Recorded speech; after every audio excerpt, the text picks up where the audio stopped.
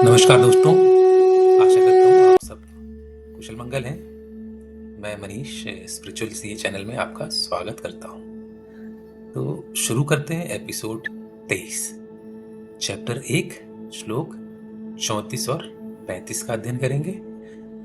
मित्रों, एक निवेदन है, आप मेरे चैनल को सब्सक्राइब करें, मित्रों के साथ भी शेयर करें और मेरे इस इनिशिएटिव को आगे बढ़ाएं। तो मैं शुरू करने से पहले एक छोटा सा स्क्रिप्ट या डिस्कशन करना चाहूंगा गोस्वामी तुलसीदास जी का। तो शुरू करते हैं एपिसोड, और उससे पहले गोस्वामी तुलसीदास जी का एक दृष्टिकोण देखते हैं, उनका व्यू समझते हैं। ये दृष्टिकोण उनके रामचरितमानस के विशेष संदर्भ के साथ है।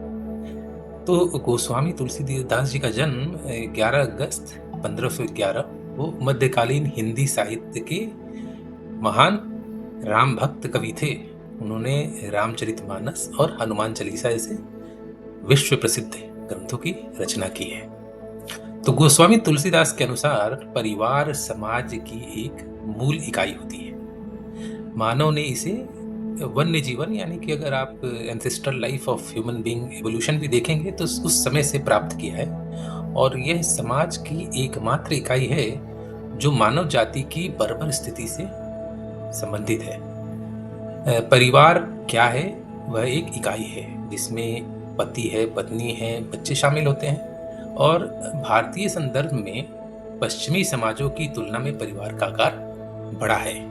तो मतलब भारत में जॉइंट फैमिली का सिस्टम रहा है। तो भारत के परिवार में आप पाएंगे कि 3 पीढ़ियों के लोग शामिल होते हैं, और उससे ज़्यादा भी हो सकते हैं, और आमतौर पे इसे हम लोग संयुक्त परिवार कहते हैं। तो प्राचीन हिंदू समाज शास्त्रियों की इस संस्था पर आस्था रही है, और उन्होंने अपने लेखों में उसकी पूरी व्याख्या की है।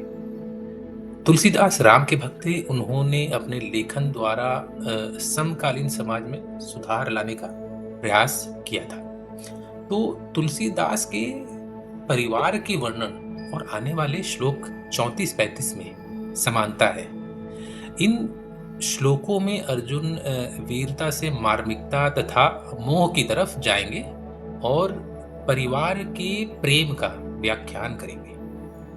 तो 2 संदर्भ है हमारे पास, एक तुलसीदास जी का, और अभी हम आगे जब बढ़ेंगे धीरे धीरे तो हम इन श्लोकों के माध्यम से भी कुछ ऐसा ही भाव देखेंगे।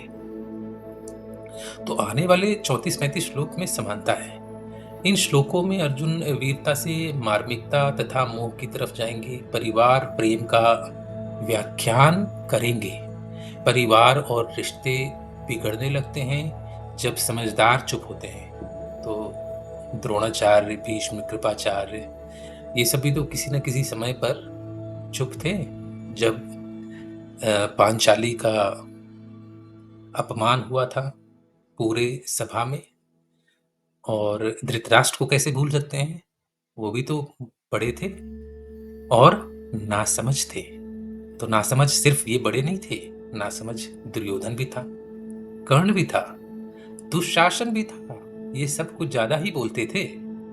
तो देर किस बात की है मित्रों, चलते हैं श्लोक 34 और 35 पे। आचार्य पितर पुत्रास्थैव च पितामहा मातुला श्वशुरा पौत्राः शालया सम्बन्धिस्ततान् एतान्ता हन्तुमिच्छामि नतोपति मधुसूदन अतित्रैलोक्य राज्यस्य हेतो कीनु मही कृते। द्रोणाचार्य और कृपाचार्य अर्जुन के गुरुजन थे। भीष्म जी सोमदत्त जी पितामह की तरह थे। सोमदत्त का पुत्र भूरिश्रवा जैसे लोग पिता तुल्य थे। उर्जित, कुंती भोज, शल्य, शकुनी मामा थे। धृतराष्ट्र के 100 पुत्र उनके चचेरे भाई थे। दुर्योधन का पुत्र लक्ष्मण उनके पुत्र के समान था। तो अर्जुन युद्ध स्थल पर उपस्थित अपने स्वजनों के साथ साथ अपने संबंधों की व्याख्या कर रहे हैं। और पिछले हमने जो कहानी सुनी गोस्वामी तुलसीदास की, वो भी तो परिवार की बात कर रहे थे। तो इस श्लोक में अर्जुन ने 2 बार अपि शब्द का वर्णन किया है। अर्थ क्या है? यद्यपि। तो इसका प्रयोग किया है। प्रथम बार यद्यपि में के प्रयोग का अर्थ है कि यदि वे मुझ पर आक्रमण करते हैं, तब भी मेरी इच्छा युद्ध की नहीं है और उन्हें मारने की भी नहीं है। और दूसरी बार भी यद्यपि का प्रयोग हुआ है। इसका अर्थ है कि यदि हम धृतराष्ट्र के पुत्रों का वध कर देते हैं, तब भले ही हम इस पृथ्वी पर या तीनों लोकों पर प्राप्त कर राज्य करें, उसके पश्चात भी उनका वध करके हम कैसे सुख का अनुभव कर सकते हैं। तो यह तर्क दिया जा सकता है कि भले ही अर्जुन उन्हें रिश्तेदार मानते हो, यदि वह उन्हें नहीं मारेंगे तो वो निश्चित रूप से उन्हें मार डालेंगे। तो इसलिए अर्जुन को उन सभी को मारकर पूरे शासन पे राज्य करना चाहिए। तो इसका खंडन करने के लिए अर्जुन कहते हैं कि कभी भी उन्हें मारना नहीं चाहता, भले ही वे मुझे मार दें। तो अर्जुन द्वारा भगवान श्री कृष्ण को मधुसूदन शब्द से संबोधित करने का तात्पर्य है कि हे भगवान कृष्ण, जो अब कृष्ण जी की कहानी देखें तो उन्होंने मधु कैटयवादी नामक राक्षस के अस्तित्व को समाप्त किया था, उसका वध किया था। और नाम का उपयोग अर्जुन की स्थिति को एक उदाहरण के रूप में दर्शाने के लिए किया गया है कि हे कृष्ण, आपने तो मधु कैटयवादी नामक राक्षस को मारा है, तो क्या आपको ये जो मेरे रिश्तेदार भीष्म जी पूजनीय हैं, गुरु द्रोण जी पूजनीय हैं, कृपाचार्य हैं और मेरे सारे रिश्तेदार हैं, क्या ये आपको दैत्य या राक्षस दिख रहे हैं? तो देखिए, अर्जुन की स्थिति को देखिए कि अर्जुन जहां युद्ध के लिए आतुर थे, वो अब एक तरह से कृष्ण जी को ज्ञान दे रहे हैं या कृष्ण जी के ऊपर एक क्वेश्चन मार्क लगा रहे हैं। तो अर्जुन कहते हैं कि ठीक है, इन श्लोकों के माध्यम से और अर्जुन के माध्यम से, ये संभवतः नीति और नियति के माध्यम से नहीं है। कहते हैं, अर्जुन कहते हैं कि मेरे हिसाब से भाई 3 चीजें संभव है। हस्तिनापुर का राज्य जीत लो, लेकिन मुझे इसे जीतने में कोई दिलचस्पी नहीं है। दूसरा है कि मैं खुद को मर जाने दूंगा, फिर भी मैं उन्हें यानी कौरवों और उनके परिवारजनों को नहीं मारना चाहता हूं। और तीसरा है कि जीत कर मुझे स्वर्ग और पृथ्वी का राज्य तो मिलेगा, लेकिन इस राज्य का मैं करूंगा क्या? ऐसा राज्य मुझे नहीं चाहिए। तो अर्जुन की तीनों संभावनाओं में देखेंगे कि भैया मुझे अभी युद्ध नहीं करना है, मैं युद्ध नहीं करना चाहता हूं। तो समरी कंक्लूजन की तरफ चलते हैं। तो निष्कर्ष क्या है श्लोक 34 और 35 का? तो जाते थे निष्कर्ष में 2 बिंदु बहुत ही आवश्यक है। अर्जुन अपने मन और कृष्ण को कह रहे हैं कि उन्हें इस युद्ध में लड़ाई नहीं करनी है। इसी तरह हम उन लोगों का भी आकलन करना चाहिए। युद्ध नहीं, दिन प्रतिदिन हमें क्या करना चाहिए, क्या नहीं करना चाहिए, इसका आकलन हमें सदैव करना चाहिए। तो ये मत सोचिए यहाँ पर पहले निष्कर्ष में कि अर्जुन क्या चाहते हैं।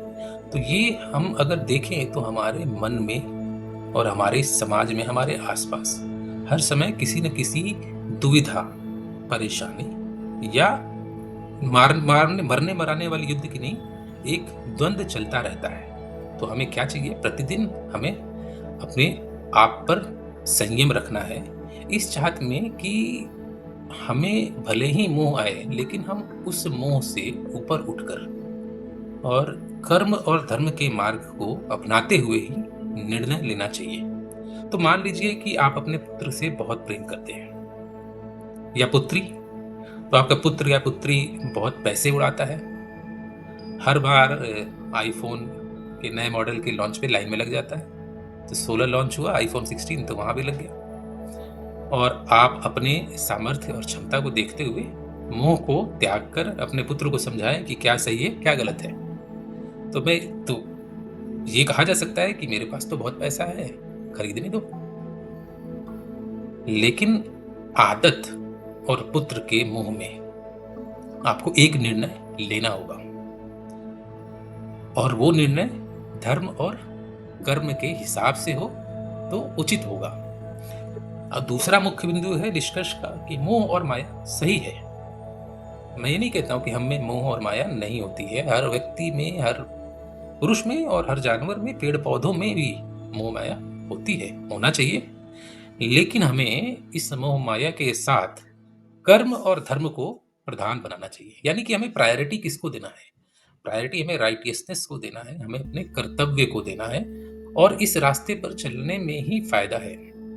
तो मोह माया शॉर्ट टर्म में ठीक है, लेकिन लॉन्ग टर्म में शायद अगर आप मोह माया रखेंगे तो वो सही नहीं होगा, उचित नहीं होगा। तो हमें कोशिश करना है कि हम कर्म धर्म प्रधान रहें, मोह माया भी रहेगा। तो मित्रों, इसके साथ ही आपका मित्र मनीष आपसे विदा लेता है। सुख का सदैव अनुभव करें मित्रों। जय श्री कृष्णा और मिलते हैं अगले एपिसोड में।